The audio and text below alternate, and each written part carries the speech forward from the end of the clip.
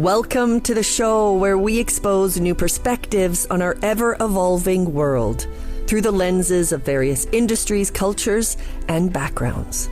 Our guests are disruptors, united by a common goal to bring their purpose to life. Whether they're from the commercial world or third sector, from the global north or the global south, expect an inspirational journey that will transform your perspective on just what is possible. My name is Philippa White, and welcome to TIE Unearthed.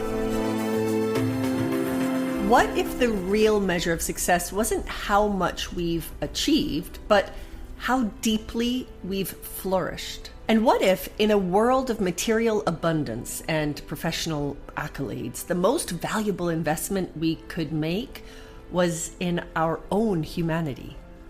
Welcome to episode 110 of TIE Unearthed. This week, I'm speaking with Dr. Narath Carlile, a Harvard-trained physician, educator, and innovator whose work sits at the intersection of medicine, performance science, and human flourishing. He's also a South African and also lived in Canada, so there are lots of things that we have in common, which you're going to hear in this episode. Now, after witnessing the rising tide of burnout and disengagement in hospitals and boardrooms, and even in his own life, Narath set out to rethink what it means to truly thrive.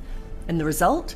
Make Time Flow Labs, which is a system that helps individuals and organizations unlock the super potential of time, focus, and intention. And in our conversation, we dive into why so many high-performing professionals feel unfulfilled and what they can do about it.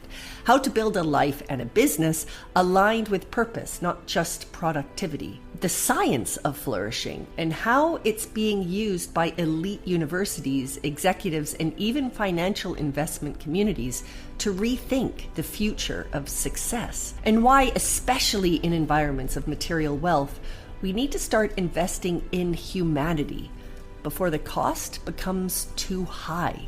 This is a powerful reflection on what I like to call the return on humanity. And it's a reminder that success without intention is just another form of emptiness. This conversation is as practical as it is profound. So if you're curious about what's possible when we prioritize well-being, purpose, and performance together, this one's for you. Let's get into it. Hello, Narath. Thank you so much for joining me on TIE Unearthed today. How are you? Wonderful. Thanks, Philippa. It's such a pleasure to be here. I've so enjoyed the podcast myself and have learned so much and gotten so much great energy from it. So delighted to be here with you. Well, I mean, we had our last conversation and we ended up talking about everything. And I mean, just our pasts and our lives in South Africa and Canada. And there were so many overlaps. And oh my goodness. And by the end of that conversation, we didn't even touch on half the things we were supposed to talk about. So right. I'm looking forward to diving into a lot of this today. So before we go any further, I'd love to just understand, where are you? Because I speak to people all over the place. So where are you sitting right now? Currently, I'm in Cambridge, Massachusetts. So here, one of the towns around Boston. I'm sitting in the Cambridge Innovation Center, where I have a small office and do a bunch of my innovation work here. Very cool. I mean, just for our listeners, I'm looking behind you and I just see so many books. And our last conversation, you just kept talking about all these authors. Oh, have you read this book? And oh my goodness, there's this philosopher and then there's this. And you have such an incredible background. Oh, thanks. That's often one of the fun things where, I'll be in conversation. I'm like, oh, that's this part over here. And then there's this section over here. Yeah, exactly. Yeah. I think it's growing up around physicians and then like working with a lot of them. There are a crazy number of incredibly well-read people. It's one of the things that keeps me so humble all the time.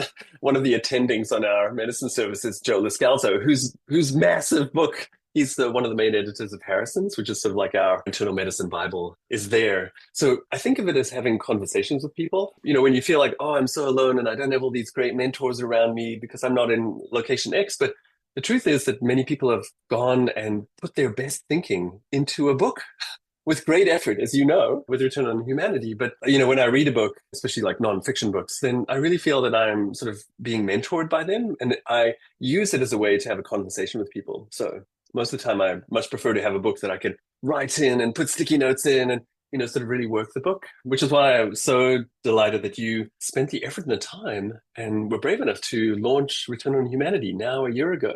Well, thank you. Yes. And I think it has a lot of overlap with your world as well, which obviously we're going to get into. Just really quickly, one thing that I was super inspired by when I got off the last call that we had, because as I was growing up, many of my family members were physicians, but I grew up with a father as well who was a doctor. And one of his closest friends was a guy who was also an anesthetist, but before he became an anesthetist, he did a degree, I think he had a master's in philosophy. And my dad always said, Lawrence Brownell, Lawrence is one of the most extraordinary doctors because he studied philosophy. And those are two things that you would not normally put together. But as our listeners will hear, this is a big part. And I'm covered in goosebumps as I say it, because that, I think, sums up you. You're sort of my next Lawrence Brownell. So we'll get to that. But Oh, wonderful. I'll do my best to live up to that. That sounds like high praise. So for our listeners, if you could just dive into your story, tell us a little bit about your journey. It's so rich and fascinating. I was inspired by it, but I think it will help just frame what we're going to be talking about today. So perhaps you can just take us on a little bit of that journey, however much detail you want to go into. So a little bit of background, my story.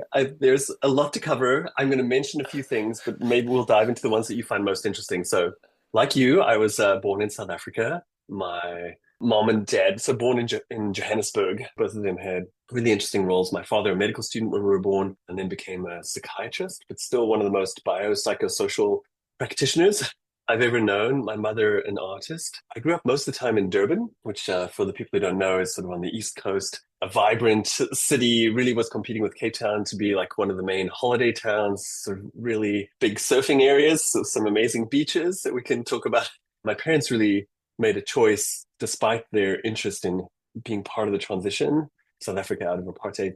It was hard for a period of time to predict that when that was going to happen. And so in the interests of not having their sons have to serve in compulsory military service for an apartheid regime and the difficulties of conscientious objecting, and then for the opportunities to give us different levels of education, they moved to Canada. We arrived in Newfoundland, really, but in a tiny community. Everyone, of course, from South Africa thought we were moving to New York, but we moved to a place never having seen snow before. So we can talk a lot about buying tinned food, and then did computer science in Toronto. Then did some traveling in India, seeking and trying to understand, do people have different levels of consciousness? Can you study or learn more about that? Saw the light. We'll talk a little bit about some experiences, about how some experiences can sometimes recenter you and say, no matter how hard the next steps are, it's worth trying. And so I returned back to Canada, studied for medicine, went to Dartmouth, worked with some amazing people who allowed me to do some work internationally, as well as here locally on quality improvement and safety related issues. Then made the mistake of reading Mountains Beyond Mountains, for anybody who's not read it, an incredible life-changing book about how the world was changed and how it cared for people being treated for TB initially and then HIV by a small group of determined individuals who were here at the Brigham and at Harvard.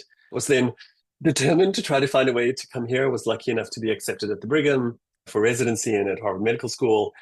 So I came here, studied medicine, as well as global health and social equity. So trained in hospitals and clinics here, and then in Haiti, and then Rwanda, and continued to do work in Tanzania. Had the privilege to work with Paul Farmer, truly world-changing, as well as Howard Hyatt and Joe Radigan, who now runs the Division of Global Health Equity here. And then did some work in innovation here in the United States with Clayton Christensen, who was one of the leaders of disruptive innovation, really trying to change care and the way that care is done, not just within the hospitals and the clinics, but out in the community where there are dynamic teams caring for people. So did a lot of work there, and then returned to do a lot more work in primary care, working on the opioid pandemic and then the COVID pandemic.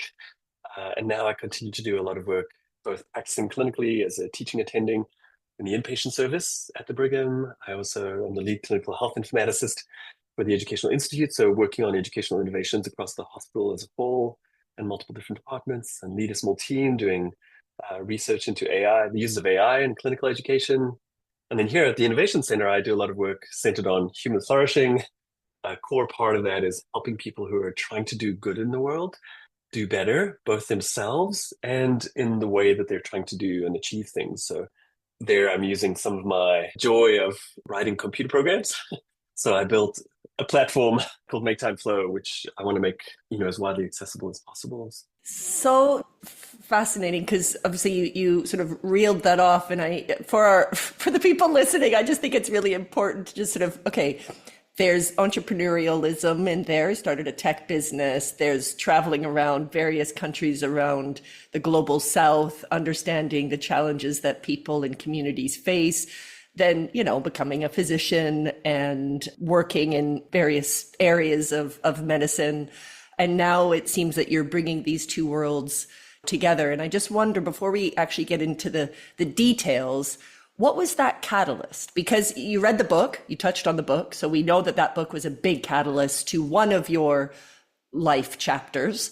But then it feels to me, and from our conversation that we had before, this is maybe another life chapter that you're still bridging, but there's a life chapter there. And I just wonder, what was that catalyst? What's a story that what happened there to start moving into that bridging part of your life? Often feel like, oh, if it wasn't a mono story, then was it confused? Was I not focused? Did we not understand it? And most of the time, when you really get a chance to sit with people, the vast majority of your experiences have informed your ongoing journey. And while they're not distinct phases that you've like, oh, I've left that behind, much of the time when you continue to find ways to engage with life and you're not feeling that you need to suppress anything, you bring the wholeness of you to it. And this, ever since we as human beings sort of went into this cognitive niche, our adaptability has been sort of one of our key frameworks. And it's one of the things that I'm really excited about for our kids, which is, as we've moved from this industrial age where you have a single profession, you get good at that, you specialize and you do only that. Then we move into this information age and knowledge work. Even there, the kinds of work people were doing were changing all the time. And I think that it's probably much more natural for us as hunter-gatherers, where we spend the vast majority of our history. We would specialize, but we would always be adaptable and learn how to extend that. And I hope that that's going to happen in an even more accelerated way. While these seem like different phases, and while it seemed crazy, why would someone go from computer science and then having done like entrepreneurship, run software centers internationally, go back to medical school, then do medicine, and like, wow, didn't you waste all that time? And like, no, now I'm in this AI age. And I'm like, everyone's like, wow, how did you know? So now, the practice of medicine is far more an interaction with these now intelligent systems for it. And it turns out that I haven't pursued specialities, but rather generalities, because I've remained interested in systems of care. Growing up, I got the sense from people around me, like, you should be ready to serve. Serving others is the way to have this rich life. Part of my parents made up my name. Part of my name came from Narendranath Sivananda. And my dad was studying at the ashram in Durban. And Sivananda's work, they were very proactive in South Africa, but they were places, yes, you could go to meditate, but they built a lot of the schools and hospitals because their mantra was that spiritual work is service to humanity. Spiritual work is the most wonderful thing, right? That's what everyone embodies. All of these religious traditions are like, that's the most wonderful thing to do. So it always seemed to me that you should prepare yourself to be ready to serve. And then combined with that, though, South Africa forces you, like having an experience earlier and growing up in South Africa, it forces you to realize that the world is not always on your side. Most of the time, I think it's indifferent. Sometimes, unfortunately, mostly due to human intervention, it can be actively against you. I don't think the world in general is against us, but much of the time, human systems can do it, especially where there's a feeling of constrainedness. I see this in people's thinking. Paul Farmer called it the poverty mindset. Poor people deserve, what do poor people get? Poor people get poor healthcare. And Partners in Health their mission has been to make the care being offered to poor people the preferential option. It's the care rich people would choose if they had access to it, right? So this idea of how do you stand up world-class healthcare for everybody everywhere around the world was one. So I think that, yes, be ready to serve, but at the same time, always be thinking about how you can have the biggest impact. And that's been the focus. So for me, computer science was interesting. I loved learning to build things. I found thinking through information and there's a way of like abstracting even philosophy into simple like sort of information systems and what we can learn from it. Really inspired by Alan Turing. His work was this deep integration. His paper is still relevant, right? His paper on intelligent machines, still relevant in the 1950s. And so sad that we as society, hastened his death because he was homosexual at a time in England. This incredibly impactful thinker, someone who was very impactful during the Second World War and saving arguably a huge number of lives.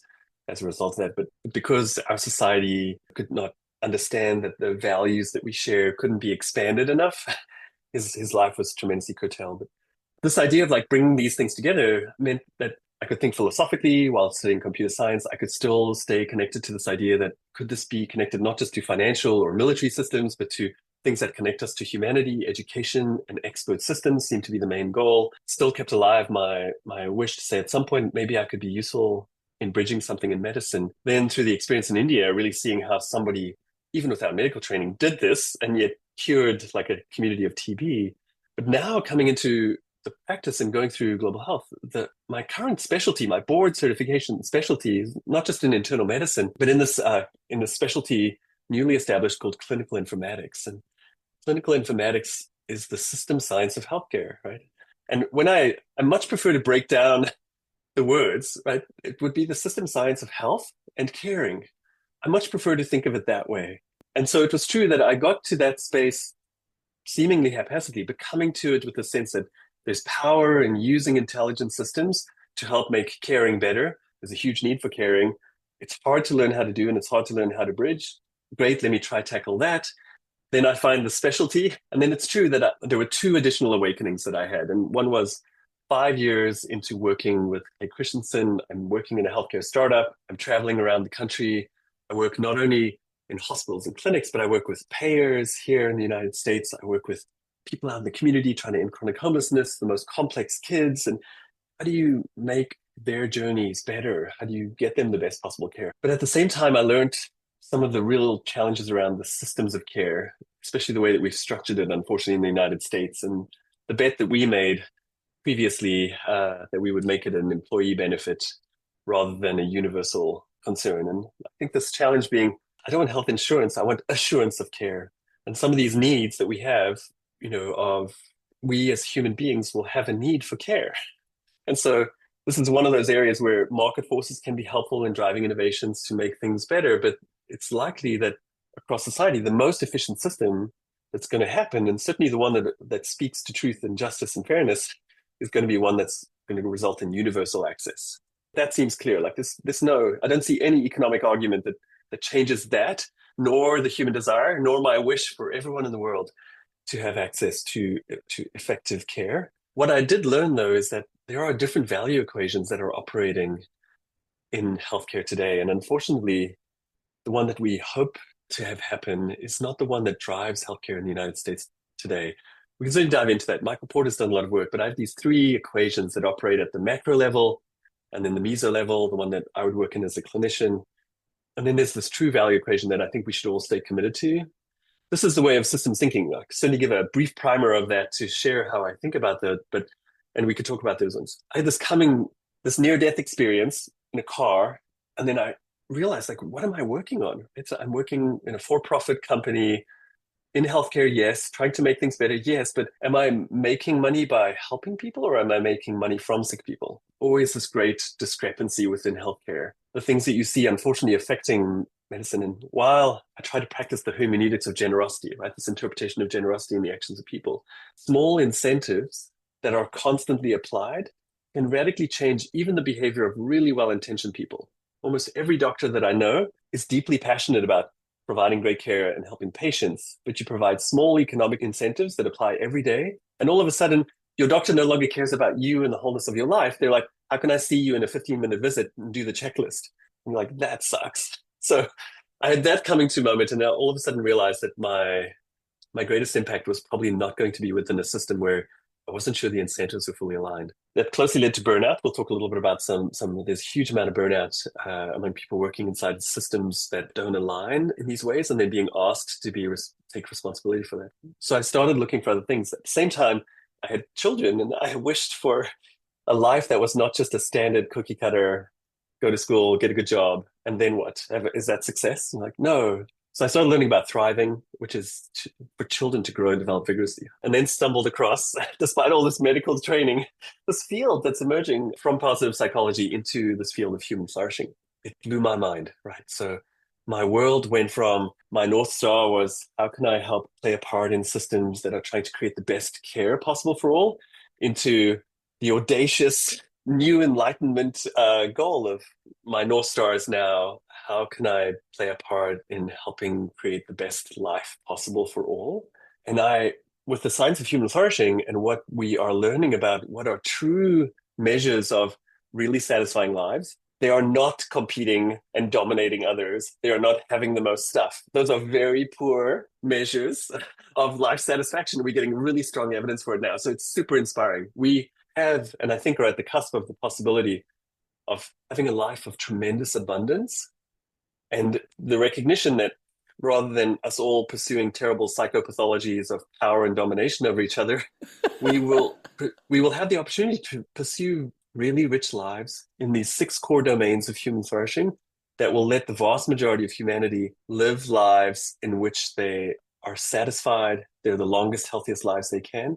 And we can do that in a way that doesn't destroy the environment and continues to let us solve huge problems and use, yes, cool technology and do it. But there's some things that we have to stop ourselves from doing first in order for that to happen. I mean, there's so much here. There's obviously so much that I've touched on in my book. I mean, Return on Humanity, I touch on I obviously don't dive into quite much detail that you obviously know about. You could teach a PhD on every single area there, but it's obviously something I'm really passionate about as well. And so much of what you're talking about is this return on humanity. Right. And I would love to know, coming from, and as you were talking, I was just thinking, God, it's so extraordinary because I grew up in Canada. The public health system is very different to the US health system. So already, you've been in South Africa, you know what the reality is there. You've obviously been in Canada, you know the reality there. You're now in the States working in medicine, which, as you said, was a bit of an aha moment of, oh my God, what am I doing? Also being in the States at this time. So we're talking a lot about power, we're talking a lot about coercion, we're talking about sort of oppression. And so what does return on humanity mean to you in the context of what you're living in and also in the context of what you're working in? I think of it in 2 ways. And I think, the really positive way is we haven't fully tapped human potential. And certainly our experience in life and our current experience, especially since we have so much more of like sort of this interconnected nervous system, we have more sensory awareness of how people are doing, but we're currently in this vulnerable state in the world where we are deploying technologies that we have not yet adapted to and not yet found ways to adapt to it. But it's very clear that there's so much potential within people to solve interesting problems that matter to us as a world, as a planet, as life. And that is very exciting. And we've created many systems that allow us to release that and to extend not just our own impressive natural intelligence, but to do it in a collective intelligence way. We have also, in spirit of Steven Pinker's Enlightenment Now, yes, despite many downturns, many backward steps, have continued to progress toward a world in which there is more flourishing. Yes, not all of it has been removed, but we've done this largely not by always amplifying our human emotions, but by instituting and manifesting in institutions things that embody the best ways that we can be together. And we as human beings now have enough of an understanding of how to care for others, how to think about and be within complex environments, to understand our impacts upon them, to measure them, and to use science as a way of knowing. We had created a dichotomy between values and science. And, Sam Harris is really driving a lot of us to think there's a lot of decisions that we're asked to make that seem to be ethical decisions. They can have an ethical basis, but you don't know the outcomes. You should use some of the principles and the techniques that we've used to understand, were those good decisions? How can we make better decisions in the future? These are the things that a flowering of humanity can help us drive more and more towards a world in which everyone flourishes and that we ourselves succeed. I think that that's the really positive side. The negative side, I think that was my question. I'm sure you're going to have a much more erudite sort of response, was this idea of return on investment is deeply embedded within current capitalist culture, is a way that people think about measuring value as a way. But this idea, in order to be valued as a human being, should not require you to generate return. Eckhart Tolle really sort of saying that a lot. A lot of the spiritual traditions really saying that you are here, you are a being that has value in itself. We recognize that you have experience. We should do what we can not to make you suffer. We should do what we can to make you healthy. And doing that ourselves will make us have better lives. Like, that's the beauty of like true humanity, right? That's our essence of what's there. we have dark parts to our nature. People want, become fearful, and then they pursue power and domination and status and these ones to say that they can feel. There are other better ways to deal with those things, I think. But I think this idea that you and I are doing at least some part of that to say, I care about achievement. A lot of my work centers around how can I do more? I'm unsatisfied with the level that I'm contributing right now. I see more potential, but it doesn't mean that I'm not valuable now. I don't want my kids to feel that like they have to achieve and be high achievers for me to value them, for me to love them. That's, I think, is something that I'm trying to find a way to have come through. It's certainly something that I try to do when I do these sessions on super productivity, to say, there's so much more to you than this part of it. Let it just be part of you. And then I know that my way is to be striving. I will always be striving in my life, but it doesn't mean that I'm unsatisfied with myself. The things that drive me to strive, I think, are now more transcendent than I'm not good enough. For a long time, I think, in growing up in the South African schooling system, which is very old school, and I think people still seem to admire it, but that seems so broken, that your sense of worth was based on the grades you were achieving. I just wish that was not the case. There's so much to explore, so much potential. Yeah. So tell me about how you think about that in return. First of all, I completely agree with you. And actually, that's essentially what I was trying to even say with the name Return on Humanity, in the sense that intrinsically, we all have this value. The thing is the system of education, or the system of culture, whatever culture that you live in, or that school system, it's kind of not allowed us to understand that intrinsic value that we have. And actually, it's a superpower that I believe literally everybody has access to it. The thing is we're not given permission to tap into it or even have access to it. So even just to your point about fulfillment, we aren't taught, does your idea of fulfillment equal your idea of success? Have you even thought that you should live your life with intention and therefore live your life to fulfill you? But do people stop and think about what fulfills me? And actually, you as a leader, if you are unfulfilled as that leader and doing work that isn't tied to what you're really good at, and also what makes you happy and fulfills you, you're probably going to be a terrible leader. In fact, we've all seen those leaders. We've all probably had them as a boss.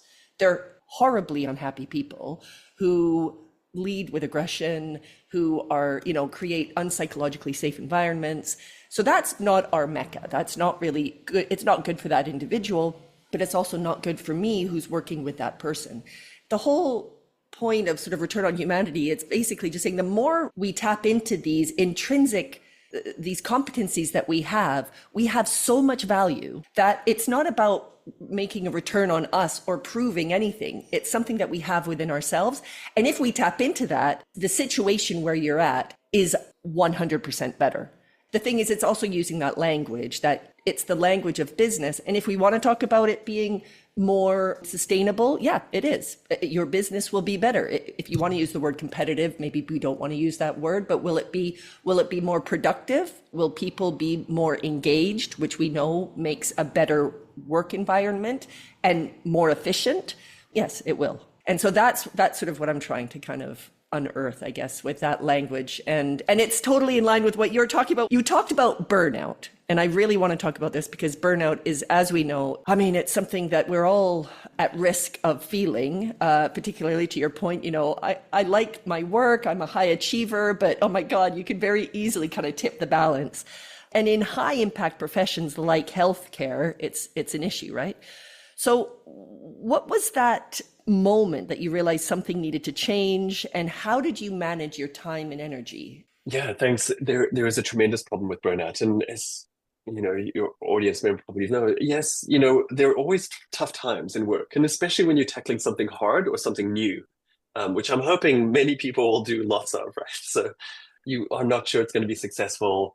There still seems to be so much longer to go. It's really hard. How do you motivate and how do you push yourself there? Yes, you need to sort of set limits, but two, you need to figure out ways that you push yourself. I think that's sometimes the great benefit of having this experience in sporting arenas where you learn that technique and then you bring that into other aspects of your life. It's one of the reasons I've been working with Hallie, and we've designed these adventures for our children, these coming of age adventures that we do every 3 years, starting at 9. We're modeled on Joseph Campbell's hero's journey, really focused on a physical adventure that we design together, but they lead, and then I accompany them as their guide. But it's in doing the physical things that we then realize that we can go much further than we thought. And in so doing, it opens up the space to tackle harder cognitive challenges for ourselves. So for me, I would say I'd had this privilege of being able to study in this field and then get this training that I had dreamed of, right? And now I was a practicing doctor, and I felt like full ownership for my patients. I wanted to teach well. I wanted to learn as much as I could. I'm always thinking about like, do I know enough? What more could I do? Is this the point where I need to ask for help, right? And have that humility and yet be caring about them in a holistic way. What this means in the current system of healthcare is that you're just getting people assigned to you. You haven't had a chance to meet them yet. They've handed over from some other doctor, or someone has just said, you deal with this. There's no teamness. There's very little relations. And they've turned from a relational model into a transactional model because that's how we know to pay for it. And the worst part of it is related to all the other stuff that's happening, which is, oh, great, we'll do this in a medical record. We'll use an electronic medical record. Our informaticists have helped us to deploy this. When we deploy electronic medical records, there are a tremendous number of potential benefits that can happen, a lot related to patient safety, but they're often deployed as if we say, like, here's an enterprise resource planning tool that we as a complex organization use and value. Now use it to manage patients. And you're like, oh, thanks. So it feels like a little bit of the Middle Ages of informatics, right? So sometimes I hold my head low as I walk through, and you're like, who joyfully embraces their enterprise resource planning tool and then says, yeah, write and manage complex patients. And then, I'd worked in software development and led teams and, run these software centers. So I know a lot about project management tools and software. I teach project management and agile software development for the informatics fellows at Harvard Medical School. Great. So you as a primary care doctor receive, in America, it's 1,800 to 2,000 patients. And what kind of tool do you get? You get bolted onto your medical record, a plain text note system. So then I get the worst possible email system. So imagine like an email system where you just get a list of requests coming in at any time. And they could be, I need a stool softener to, sometimes my chest hurts when I'm walking around. And you get this now, and you're going to get this for all of the patients that you have. And it's like, just manage that. So when we deploy medical records in health systems for primary care doctors, it increases the time that they spend by 2 hours a day. Because the vast, and you're like, how would that ever work? They're so expensive. They're not. They're salaried employees, so you're a fixed cost. If the organizations or institutions can get more time from you for that, win to the organization, right? So now they were working very hard in a high stress environment. Now I give you this new technology and you spend 2 additional hours on it. What is that time spent on? That time is spent on triaging this messaging system in this crazy system and then doing notes. Yes, some of that is thinking time, right? So I appreciate that there is a role, but it's not built to like augment your thinking. It's more built, oh, hey, you were doing this note. Here's a 20-page fact summary, this kind of blurry about some other event they had. Just integrate that into your visit. So I'm there. I want to apply all the things that I do. I don't want to give up. But guess what happens to me, right? So I am not able to show up for my family. All of a sudden, there's no way for me to win in this particular situation. And then I'm worried that the things that they're having me focus on are things that the hospital gets paid for. They're not what matters the most to the patient. If you have that question, that fear of like you were leaving the doctor's office and they finally ask you, well, hey, what really brought you in here? We dealt with all of these other things that I have to do. And that was like not the way that I wanted to practice. I ended up having to like set a timer in the office because, the vast majority of the studies show that when you show up at a doctor's office to talk about hopefully your health, the doctor interrupts you within 27 seconds. And I was like, so for me, I had to like set a timer. It's like, it would be a 2-minute timer. I was like super short, but it was to be the one where it just told me not to speak, right? So my goal was to be focused on you, to listen and not look at the computer, but just look at them. And the experience of that was radically transformative. And I was like, this has to be different. I have to be doing something in a different way. So the first step for me was reclaiming my time and attention. The reason this is related is because social media, those things are doing the same for people. They're just stealing people's time and attention. Yes, there's some value in it, but it's a very small amount. For me, my radical transformation and the entry into Make Time Flow was building a timer system for myself that let me flip the question, like from, oh my God, how much time did I spend on that? 30 minutes every time you open your email inbox, to how much time do I want to spend on this? And then what else am I going to do? I want to do that all day, every day. And that radically changed sort of my life and my experience. At the same time, I was working on an innovation with my daughter called the Hilo system. Sivi, my daughter, and I was saying, hey, I have this like button that sends a signal to a server, it come from Amazon. And I was like, hey, I could make this a stress button. And my daughter, in her wisdom, at 12 years old, was like, yeah, that's nice, Dad. You could know how they're stressed, but you should also have a second button. And that second button should be, I love what I'm doing right now. Right? Because she was like that at school. She hadn't yet hadn't beaten out of them. And you're like, there are times when learning is tough, and there are times when I really love it.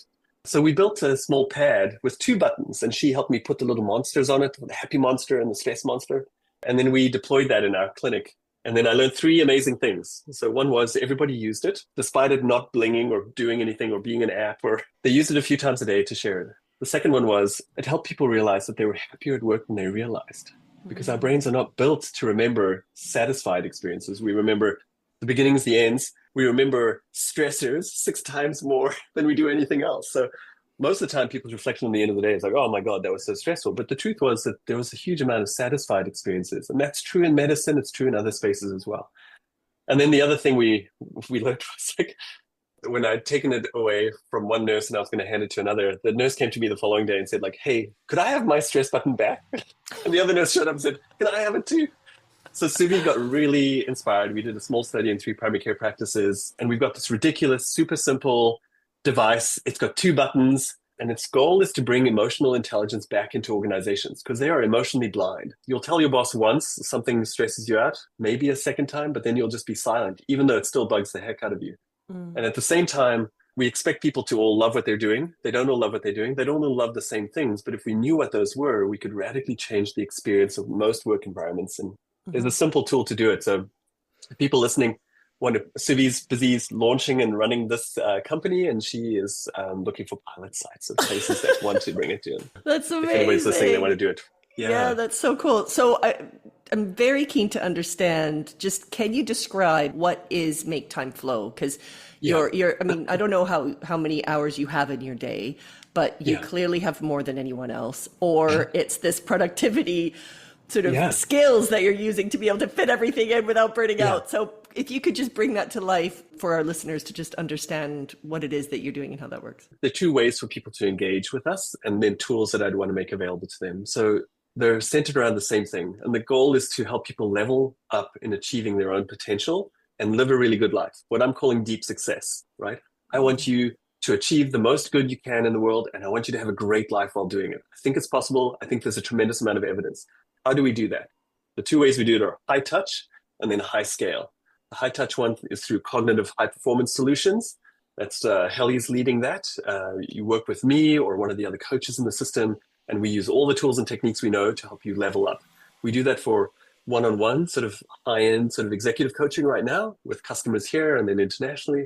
And then we do corporate and team transformation stuff. A lot of alignment with, I think, some of the work that we're doing and stuff that I would love to think about tie experiences, because I think those are such rich potential transformational experiences. That's the high touch experience. For me, a lot of my work is centered around Make Time Flow itself, and that's the platform. And so we'll send out a custom link, which will be specific for them. It'll give people sort of access to the pro version for the first 6 weeks. Make Time Flow is a platform that you can just go to right now, and you can get started using a system that does 5 key things. Those 5 key things. One, it's got like this cognitive high performance and human flourishing trained AI coach that will accompany you in transforming and thinking through how to transform your life in these 5 core dimensions that the platform is really strong in. I accompany people and I accompany the AI coach a little bit within the platform to help make sure it's customized to what people are trying to do. I help people reclaim their time and attention by giving them a simple tool to be intentional with their time.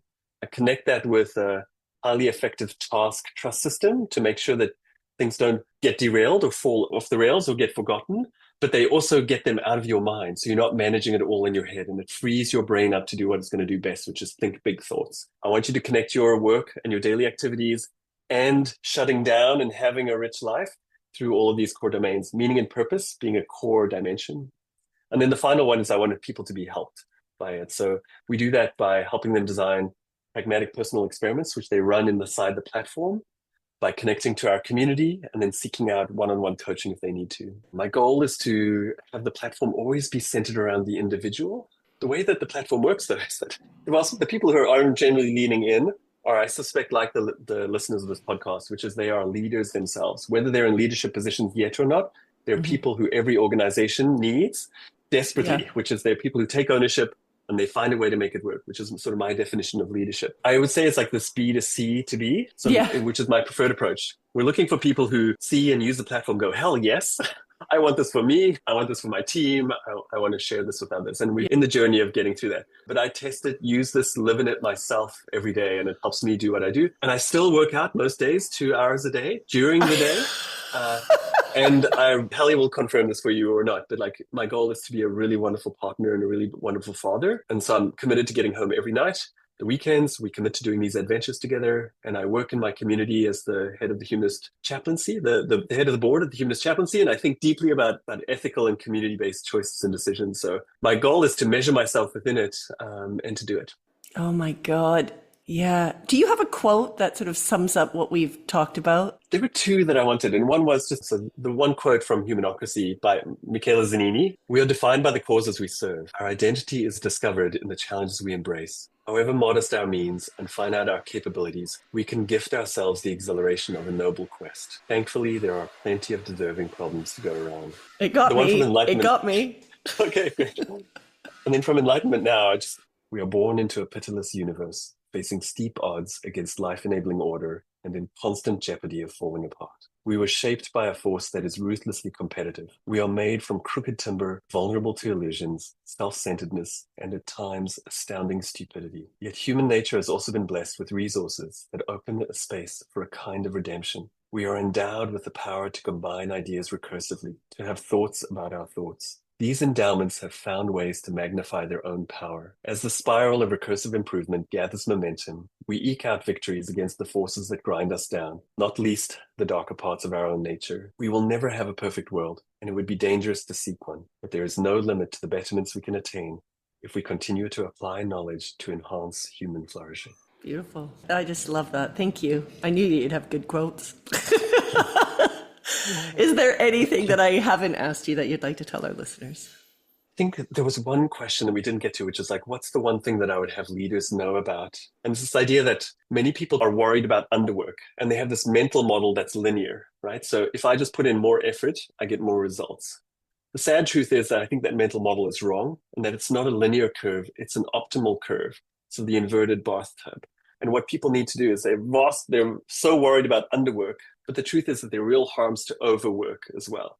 Thinking of yourself as a cognitive high-performance athlete is the way that I have found most effective for myself to prevent myself from overworking. Like saying, I'm going to get strong and going to the gym and weightlifting for 16 hours a day is a sure recipe not to get stronger, but to get injured. This happens again and again inside our work, especially when we are doing our cognitive high performance work, the things that are the most creative and the most transformative, helping people to understand that they shouldn't be overworking and using things like the performance break and the default mode network, the superpower that's within your brain, are some of the most powerful ways to unlock truly creative and most holistic ideas out there. Oh my gosh. I mean, I literally, you're a perfect example of someone who literally manages to do, and read. You read so many books all the time. I don't know how you have time for all of this. Anyway, you are a true inspiration. And I love the fact that you guys reached out and that we're in touch, because there's a lot of synergy there. And I just really appreciate your time. Thank you for joining me. Thank you for sharing your passions and your journey. We didn't even get talking about the monk. Oh my God. Anyway, he did touch on it. He did touch on it, but I didn't have time to ask you about it. But anyway, thank you for your time. And until the next time. Oh, thank you, Philippa. We just want to say thank you. Your energy and the work that you're doing in the world, we think is so important, so wonderful. So we're so inspired to get connected and so honored to be on the podcast. Hey everyone, it's Philippa again. I hope you enjoyed listening. Now, if you'd like to dive a little deeper, why don't you check out my book, Return on Humanity, Leadership Lessons from All Corners of the World. It reveals how putting people first is actually the smartest, most competitive business strategy of our time. And if you're ready to break through disengagement, spark innovation, and build agile, purpose-driven teams, let's talk. Whether it's workshops, offsites, keynotes, or full-scale leadership programs, we'll shift paradigms and create the change you're looking for. Visit philippajwhite.com to learn more or get in touch. A huge thanks to Berna Vieira for the music and to Pete Morgan for his help with the editing. Until next time, and I hope we'll meet again soon.